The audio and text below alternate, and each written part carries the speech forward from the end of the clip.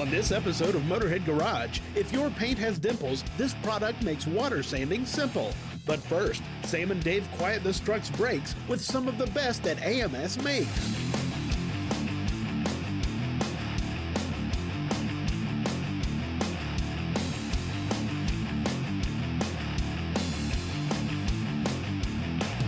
What do you think about that?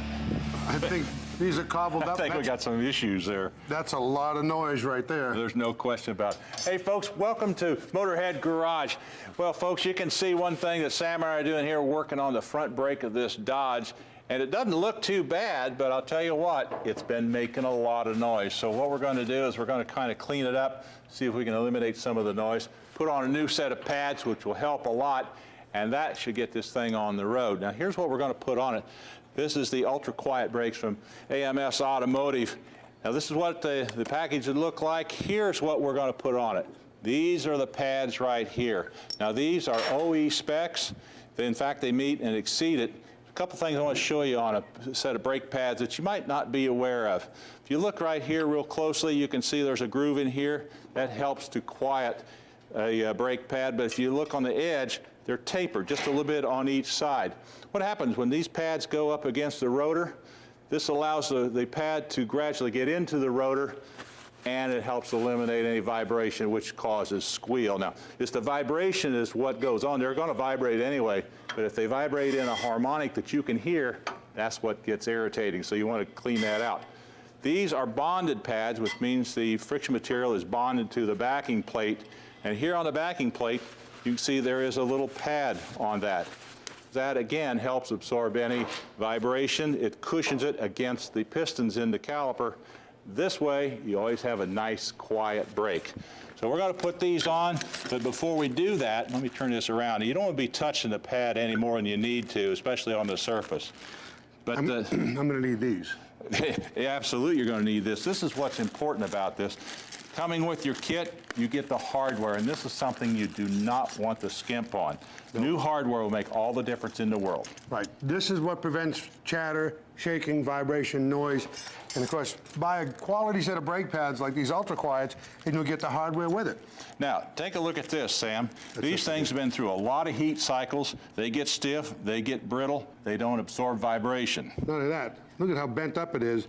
That's what it's supposed to look like. Somebody bent them all up, and you can see every place where you see rust or shiny spot, that's the metal on the pad, backing plate, rubbing against it.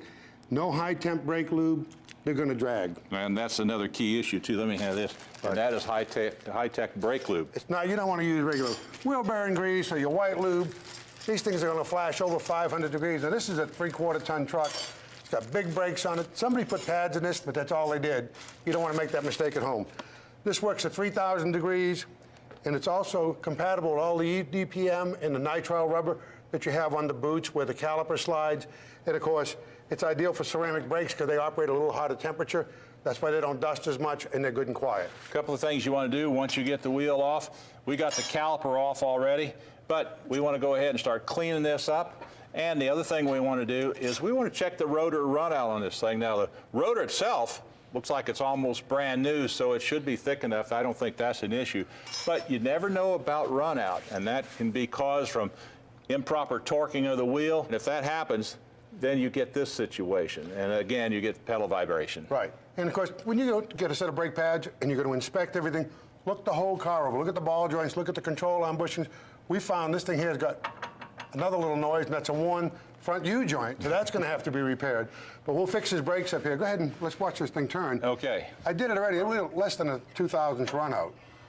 Yeah, turn it slowly, and we're getting, go ahead, a little bit more, yep. We're only getting about 1.5, about 2, so we're in good shape on that. So the run out is okay, but this is important to do before you go ahead and put on a new set of pads. Yeah, and you can see these pads everywhere that the new pads were put on. There's rust, they were dry. We'll clean this up, brake clean, put some lube on it, and we'll be in great shape. We're going to take a short break. When we come back, we're going to go ahead and show you how to do all that, so stay with us.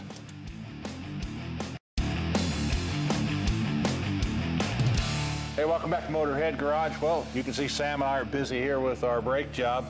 You know, we're taking our time on this and showing you a lot of detail as to what it takes to actually do a real good brake pad change. So there's a lot of things you want to check and detail work you want to do on it. And Right. Sam, one of the things you've been doing here is lubricating some of the hardware.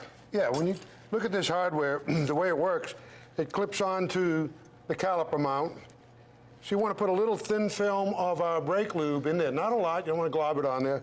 And then the pad's going to ride up against this, or in the case of the top one, that's going to ride up against the pad. If you look at the old pads, rusty there, rusty everywhere, they never put any lube on them.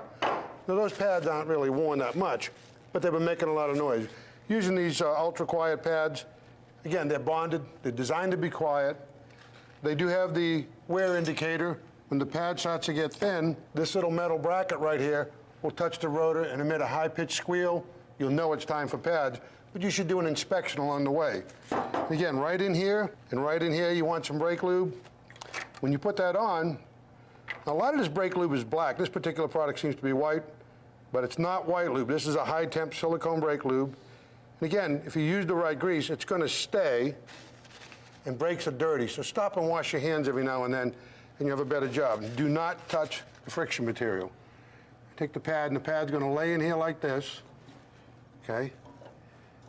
These are a little tricky. This one, you got to lift this tab up a little bit to get the pad in, and you want to look and make sure it's touching right against flat, and you see how nice it'll move. And these things here are going to prevent chatter, which your ears hear as a squeal. So we're going to make this guy's brake real quiet. Okay, well, before we do that, let's take that back off, because one of the things you want to do is, you may have touched this, and there's some spots on here. Oh, absolutely. We want to clean this rotor first. Brake clean is a good thing to use.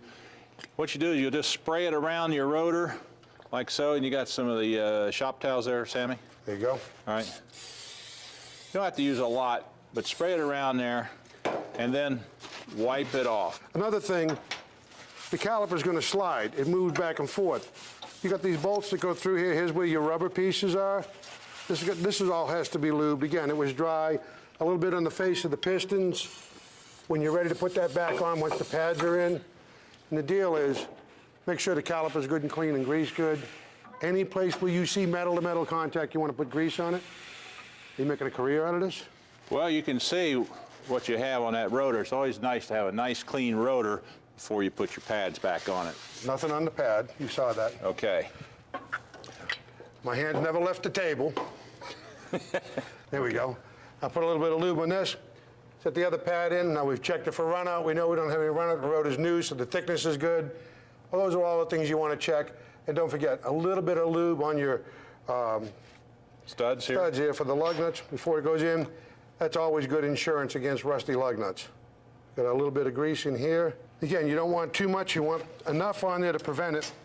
And these brake pads, by the way, these are UltraQuiet brake pads. This is a real premium brake pad from AMS Automotive. And you can see the quality. Even the backing plate is coated. That way it won't rust. You look at these cheap pads that somebody got at a department store, they're already starting to rust because they don't have a coating on them. You want to look for those little details that'll make your brake job last a lot longer. I pop this in here. While you're doing that, I'm going to go get the caliper already. All right. Bingo. Okay, well, we got the caliper all prepped, ready to go. We got it lubed. So let's go ahead and let's get this on here, Sammy. Okay. Also, the bolts, again, that slide to the back of the caliper. The caliper's going to move on them. You want some brake lube on them. You got this? Okay. Right into that boot. In any place that caliper's got metal touching metal, a little bit of high-temp brake lube. Again, the caliper, it needs to float in and out. Remember, there's no return springs on disc brakes. The only thing that brings the piston back and lets the caliper or the pad come away from the rotor is the O-ring around the piston. It's an annular square O-ring, and it twists out and twists in. So if it's dragging, your pads are going to drag. It's going to overheat, prematurely ruin your brakes. All right, man, we'll go ahead and finish this up. Meantime, we're going to take a short break. Stay with us because we got a lot more coming back here on Motorhead Garage. I think this is it here, right, buddy? Yeah.